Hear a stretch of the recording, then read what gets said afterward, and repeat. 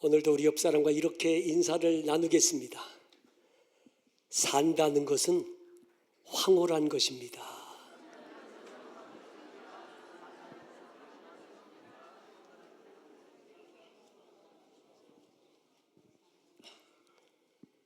그렇게 믿으시면 아멘 하시죠. 제가 오래전에 읽었던 책이죠. 산다는 것은 황홀한 것이다 라는 책을 읽었는데 그 책의 주인공이 누구냐? 일본의 다하라 요네코라는 여사입니다. 사진 한번 띄워드릴까요? 예, 글씨는 빼고 사진만 보여달라고 했는데 어쨌든 저분이 다하라 요네코 여사예요. 예, 환하게 웃고 있는 모습을 잘 보세요. 예, 됐어요. 이 다하라 요네코 여사는 고등학교 때 꿈 많은 감수성이 예민한 고등학교 때 어머니가 돌아가셨어요. 어머니가 돌아가고 나니까 하늘이 무너지는 것 같잖아요. 삶에 희망이 없었어요. 삶에 의욕이 없었어요. 그래서 차라리 죽어야 되겠다. 그래서 달리는 열차에 몸을 던졌어요. 근데 깨어나 보니까 병원이에요. 그런데 죽지 않고 살아났는데 두 다리가 절단이 되고 왼쪽 팔이 절단이 되고 오른쪽 손 하나 남았는데 손가락 2개 절단되고 3개만 남은 거야. 이렇게 살아서 뭐하나? 죽어야지. 또 이제 자살을 생각하는 거예요. 근데 다리가 있어야 창문으로 뛰어내리지. 2 손이 있어야 뭐 목에 뭐 밧줄을 매달지. 죽으려고 하는데 죽을 수가 없는 거 이제는. 근데 방법이 한 가지밖에 없어. 수면제 먹고 자살하는 거야. 그래서 매일같이 수면제를 모은 거야. 가지고 수면제를 한 50알 먹고 죽으면 되겠지. 그런데 마침 병원에 선교사님이 찾아온 거예요. 마크 리로이라고 하는 선교사가 와가지고 복음을 전해주는 거예요. 하나님은 당신을 사랑하십니다. 근데 뭐 그 말이 귀에 들리겠어요? 나 같은 불구자를 누가 사랑하겠나? 아예 마음을 굳게 닫아버리고 안 받아들이죠. 이번에 또 타하라 아키토시라고 하는 일본 신학생이 와가지고 또 복음을 전해줍니다. 끊임없이 찾아와서 복음 전하는 그 사람들의 그 열정과 마음에 감동이 돼가지고 정말 내가 한번 하나님 믿어볼까? 이런 생각이 들었어요. 그래서 잠들기 전에 기도했어요. 하나님께. 정말 하나님이 살아계시다면 나를 도와주세요. 그리고 기도하고 아침에 눈을 떴는데 마음이 평안한 거예요. 그리고 손가락 3개가 남아있다는 게 감사한 거야. 지금까지는 2 다리가 없다는 거, 한쪽 팔이 없다는 것 때문에 원망 불평했는데 갑자기 손가락 3개가 있다는 게 너무 감사한 거야. 이 손가락 3개 가지고 볼펜을 잡아가지고 자기 이름을 쓰는데 감격한 거야. 아, 나도 할 수 있구나. 그 다하라 요네코라는 여사가 복음을 받아들였어요. 예수님을 영접했어요. 그리고 갖다 준 성경책을 펼쳐서 읽는데 고린도후서 5장 17절 말씀이 눈에 들어와요. 그런즉 누구든지 그리스도 안에 있으면 새로운 피조물이라. 이전 것은 지나갔으니 보라 새 것이 되었도다. 그 말씀이 마음에 와닿았어요. 그 십자가의 사랑과 능력이 마음에 와닿았어요. 말할 수 없이 기뻤어요. 그래 그때부터 긍정적으로 살기 시작했어요. 감사하며 살기 시작했어요. 얼굴에 웃음이 생겼어요. 내면이 아름답게 변했어요. 그러다 보니까 이 다하라 요네코 여사에게 복음을 전해준 타하라 아키토시라는 청년이 청혼을 합니다. 나랑 결혼합시다. 그래서 결혼을 했어요. 딸 2을 낳았어요. 70세가 됐어요. 70세가 됐을 때 다하라 요네코 여사가 이렇게 고백했어요. 사고 후에 50년의 인생을 뒤돌아보니 산다는 것이 황홀할 정도로 아름다웠습니다. 70세가 돼서 50년 동안 장애인으로 살았지만 그 50년의 인생이 정말 아름답도록 황홀했다. 이렇게 고백을 합니다. 그 책 속에 이런 이야기가 나옵니다. 이제 결혼했잖아요. 결혼해서 이제 요리를 해야 되겠는데 오늘은 감자 요리를 해야 되겠다. 감자. 그래서 그 감자를 하나를 얹혀놓고 껍질을 벗기려고 칼을 대니까 이 감자가 자꾸만 도망가는 거예요. 동그라니까 한 손가락으로 이게 감자를 껍질을 깔려고 하니 튕겨나가고 하나님, 내가 가족을 위해서 오늘 감자 요리를 해야 되는데 나에게 좀 지혜를 주세요. 그러다가 깨달았어. 감자를 넣고 감자를 딱 반쪽을 냈어. 반쪽을 내가지고 엎어놓으니까 이게 안 움직이네. 그래가지고 껍질을 까가지고 요리를 했어요. 그러면서 또 감사해요. 내 이 세 손가락 가지고 오늘도 감자 요리를 할 수 있음에 감사. 이러면서 이 다하라 요네코 여사가 남들은 평범한 일인데 다하라 요네코 여사에게는 다 기적 같은 일이에요. 감동이에요. 내가 이 세 손가락 가지고 집안일을 하고 청소를 하고 요리를 하고 뭐 이게 다 기적이야. 이 모든 게 다 감동이야. 산다는 게 황홀한 거야. 근데 여러분 어떻습니까? 우리는 할 수 있는 일이 얼마나 많아. 할 수 있는 사주가 다 멀쩡하잖아. 근데 우리는 오늘도 일이 많다고 짜증내고 힘들대고 때로는 뭐 투덜대고 여러분 왜 그럴까요? 두 다리도 잘리고 한쪽 팔도 없어서 손가락 3개만 가지고 살아가는 다하라 요네코 여사는 50년의 인생을 산다는 것이 황홀할 정도로 아름다웠다 이렇게 고백하며 사는데 오늘 우리들은 이런 고백을 하며 사시나요? 이 다하라 요네코 여사가요 이렇게 장애를 입고도 산다는 것이 황홀하다고 말할 수 있었던 것 복음을 받아들였잖아요. 예수님의 마음의 주인이 되셨잖아요. 없는 것 생각하지 않고 있는 것만 생각하는 거예요. 할 수 있는 것만 생각하는 거예요. 너무 감사한 거예요. 예? 여러분 다시 한번 우리 인생을 돌아보고요. 작은 거 하나하나 깨달으면서 살아야 돼요. 깨닫는 게 은혜잖아요. 내가 이렇게 할 수 있는 게 얼마나 감사하지. 제가 인터넷에서 엄상익이라는 변호사가 쓴 글을 읽고 한번 소개를 하려고 합니다. 엄상익 변호사가 쓴 글 중인데 사법연수원 다니던 시절에 한쪽 다리가 불편한 여성이 옆자리에 앉아 있었다. 그녀는 눈에서 푸른 빛이 나올 정도로 열심히 공부를 했다. 그리고 마침내 판사가 됐다. 어느 날 판사 사무실을 찾아간 내게 그녀가 충격적인 말을 했다. 내 두 다리가 성하기만 하다면 나는 파출부가 돼도 좋고 창녀가 돼도 좋다 라고 말을 하더랍니다. 내 두 다리가 성하기만 한다면 나는 파출부가 돼도 좋고 창녀가 돼도 난 좋아.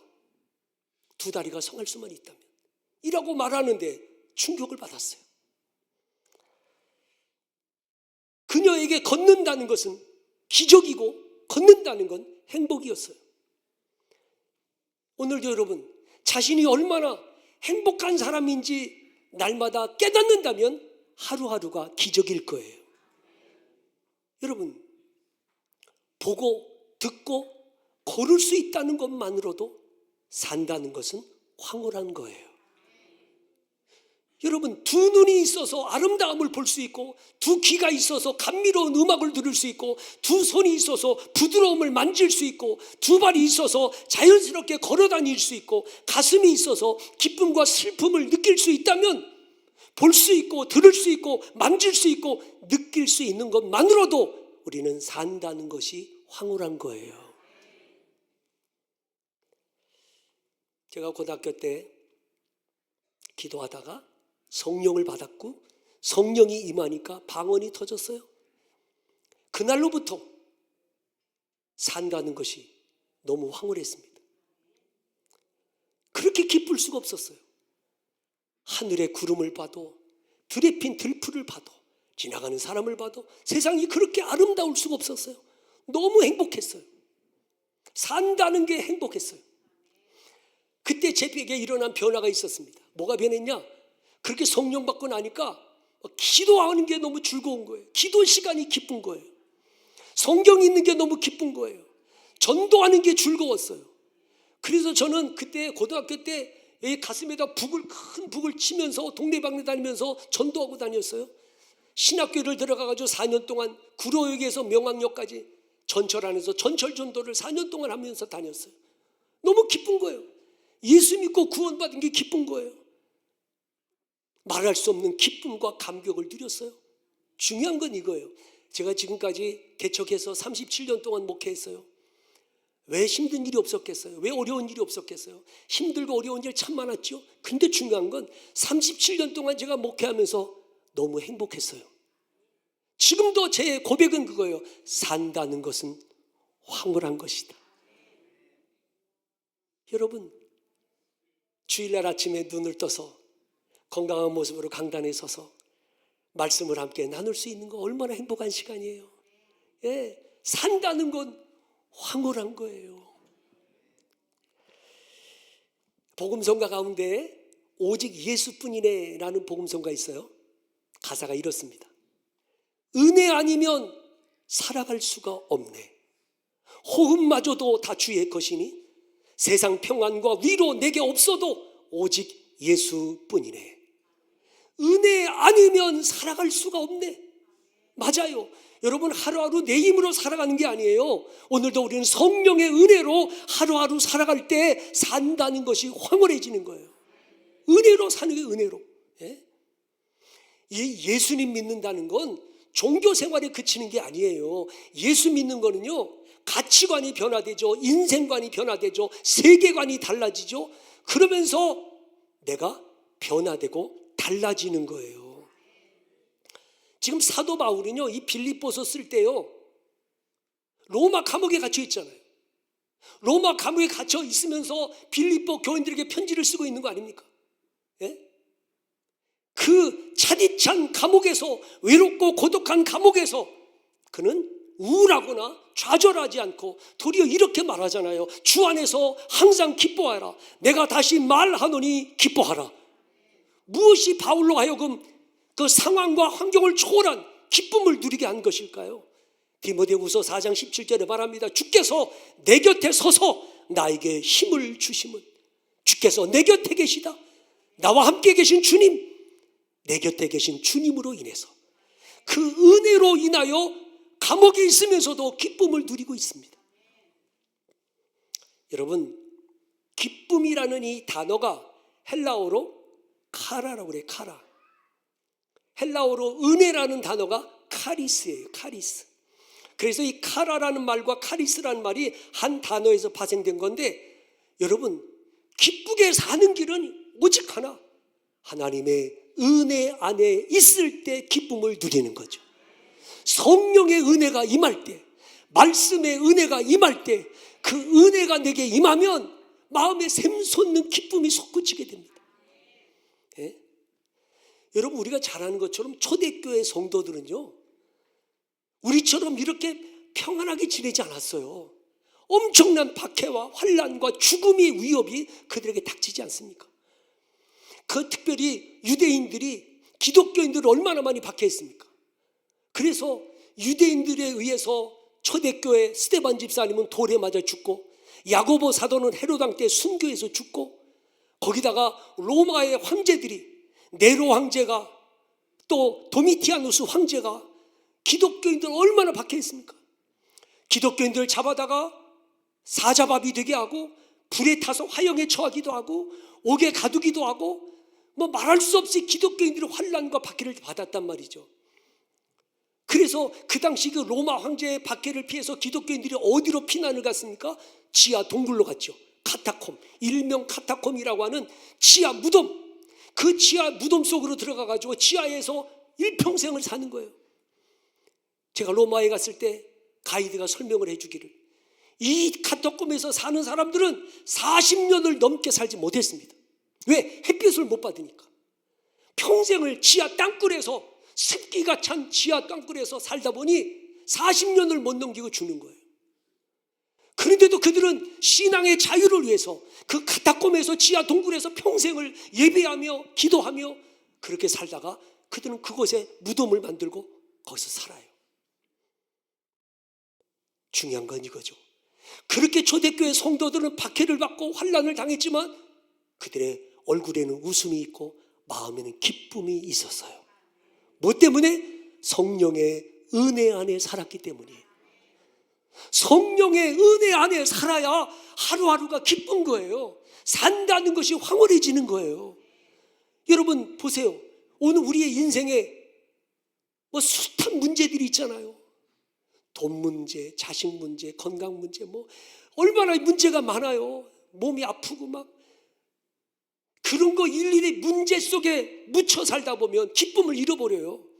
그런데 하나님의 은혜 안에 살아야, 성령의 은혜가 내게 임하면 나와 함께 계신 주님, 내 곁에 계신 주님, 그 예수님으로 인해서 하루하루가 기쁘고 즐거운 거죠.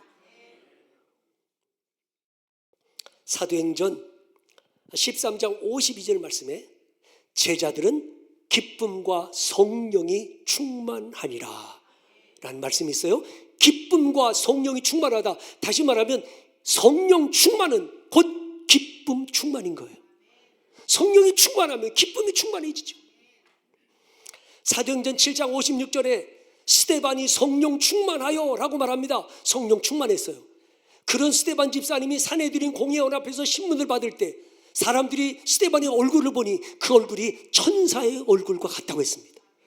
천사의 얼굴, 성령 충만한 스데반 집사님, 자기를 죽이려고 살기 등등한 산헤드린 공회원 앞에서 얼굴이 천사의 얼굴, 평안과 기쁨이 가득했어요.